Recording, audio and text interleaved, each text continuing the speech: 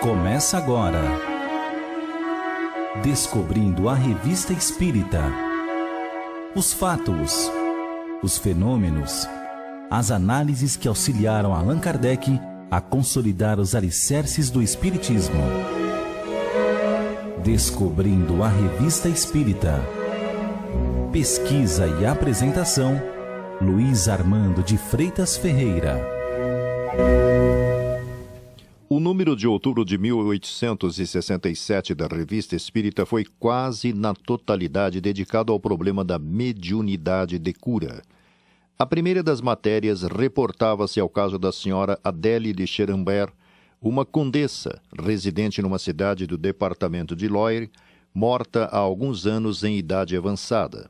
Dotada de inteligência superior, tinha mostrado desde a juventude um gosto particular pelos estudos médicos e se comprazia na leitura de obras que tratavam desta ciência.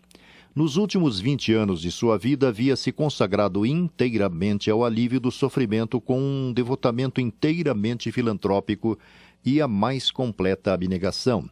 As numerosas curas que operava em criaturas consideradas incuráveis lhe tinham criado uma certa reputação, mas, tão modesta quanto caridosa, disto não tirava proveito nem vaidade.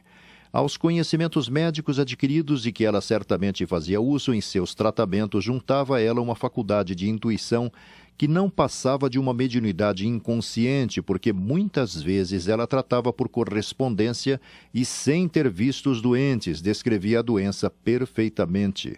Aliás, da mesma dizia receber instruções sem explicar a maneira pelo que lhe viam ou eram transmitidas. Muitas vezes tinha tido manifestações materiais, tais como transportes, deslocamento de objetos e outros fenômenos deste gênero, posto não conhecesse o espiritismo. Um dia, um de seus doentes lhe escreveu que lhe tinham sobrevindo abscessos e lhe dar uma ideia tinha traçado o padrão numa folha de papel, mas, tendo esquecido de juntá-la à carta, a senhora respondeu pela volta do correio. Não tendo vindo o padrão que anunciais em vossa carta, acabo de encontrar esta manhã em minha gaveta, o qual deve ser semelhante ao vosso e que vos remeto. Com efeito, esse padrão reproduzia exatamente a forma e o tamanho dos abscessos. Ela nem tratava pelo magnetismo, nem pela imposição das mãos, nem pela intervenção ostensiva dos espíritos, mas pelo emprego de medicamentos que, no mais das vezes, ela mesma preparava conforme as indicações que lhe eram fornecidas. Sua medicação variava para a mesma doença conforme os indivíduos. Não tinha receita secreta de eficácia universal, mas se guiava pelas circunstâncias. Algumas vezes o resultado era quase instantâneo e, em certos casos, não se obtinha senão depois de um tratamento continuado, mas sempre curto em relação à medicina comum.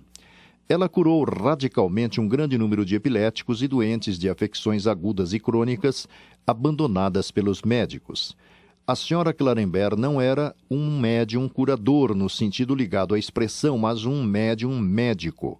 Gozava de uma clarividência que lhe fazia ver o mal e a guiava na aplicação dos remédios que lhe eram inspirados, secundada, além disso, pelo conhecimento que tinha da matéria médica e, sobretudo, das propriedades das plantas.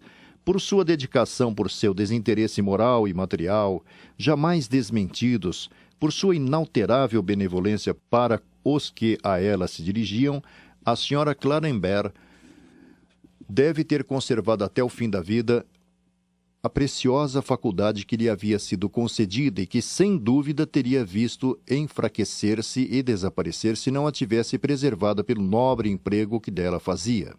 Sua posição financeira, sem ser muito brilhante, era suficiente para tirar qualquer pretexto para uma remuneração qualquer. Assim, não pedia absolutamente nada, mas recebia dos ricos, reconhecidos por terem sido curados, aquilo que entendiam dever dar-lhe, e a empregava para suprir as necessidades daqueles a quem faltava o necessário. As informações dessa nota foram fornecidas por pessoa curada pela senhora Clarenberg e confirmadas por outros que a conheceram.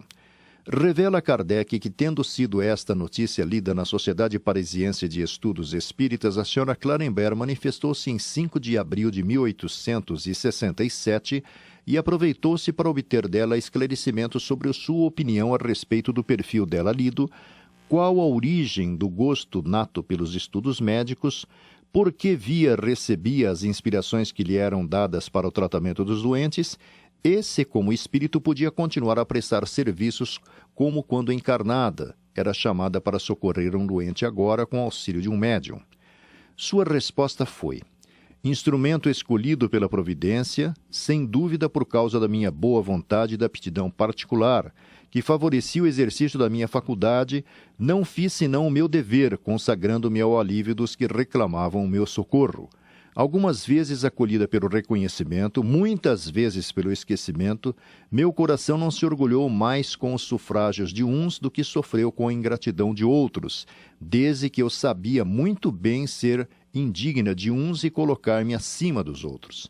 Mas chega de se ocupar da minha pessoa. Vamos à faculdade que me valeu a honra de ser chamado em meio a esta sociedade simpática, onde se gosta de repousar a vista, sobretudo quando se foi, como eu, vítima da calúnia e dos ataques malévolos daqueles cujas crenças foram feridas ou cujos interesses prejudicados.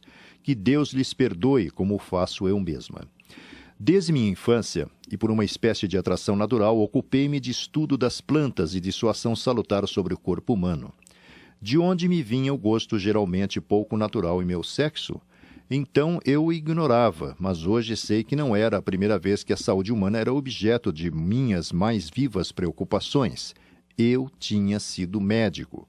Quanto à faculdade particular que me permitia ver à distância o diagnóstico das afecções de certas pessoas, porque eu não via por todo o mundo, e prescrever os medicamentos que deviam dar à saúde era muito semelhante à dos vossos médicos médiuns atuais. Como eles, eu estava em relação com um ser oculto que se dizia espírito e cuja influência salutar ajudou-me poderosamente a aliviar os infortunados que me reclamavam. Ele me havia prescrito o mais completo desinteresse, sob pena de perder instantaneamente uma faculdade que constituía a minha felicidade. Não sei por que razão, talvez porque teria sido prematuro desvelar a origem das minhas prescrições, ele igualmente me havia recomendado da maneira mais formal que não dissesse de quem recebia as recomendações que dirigia aos meus doentes. Enfim, ele considerava o desinteresse moral, a humildade e a abnegação como uma das condições essenciais à perpetuação de minha faculdade. Segui seus conselhos e me dei bem. Tendes razão, senhor, de dizer que os médicos seriam um dia chamados a representar um papel da mesma natureza que o meu, quando o espiritismo tiver tomado a influência considerável que no futuro falo-á o instrumento universal do progresso e da felicidade dos povos. Sim, certos médicos terão faculdades dessa natureza e poderão prestar serviços tanto maiores quanto os conhecimentos adquiridos lhes permitirão mais facilmente assimilar espiritualmente as instruções que lhe forem dadas. É um fato que deveis ter notado que as instruções que tratam de assuntos especiais são tanto mais facilmente e tanto mais largamente desenvolvidas, quanto mais os conhecimentos pessoais do médium se aproximarem da natureza daqueles que ele é chamado a transmitir. Assim, certamente eu poderia prescrever tratamentos aos doentes que a mim, mas não o faria com a mesma facilidade com todos os instrumentos, ao passo que uns facilmente transmitiriam minhas indicações, outros só o fariam incorretamente ou incompletamente. Entretanto, se meu concurso vos pode ser útil, seja em que circunstância for, terei prazer em vos ajudar em vossos trabalhos, segundo a medida dos meus conhecimentos, ainda muito limitados, fora de certas atribuições especiais. Kardec observa que o espírito assina Adélie de Clarenberg, embora em vida fosse chamada Adelaide. Tendo sido perguntada a razão dessa diferença, respondeu Adélie, era o seu verdadeiro nome, e que só por hábito da infância a chamavam Adelaide. Você ouviu Descobrindo a Revista Espírita. Pesquisa e apresentação, Luiz Armando de Freitas Ferreira.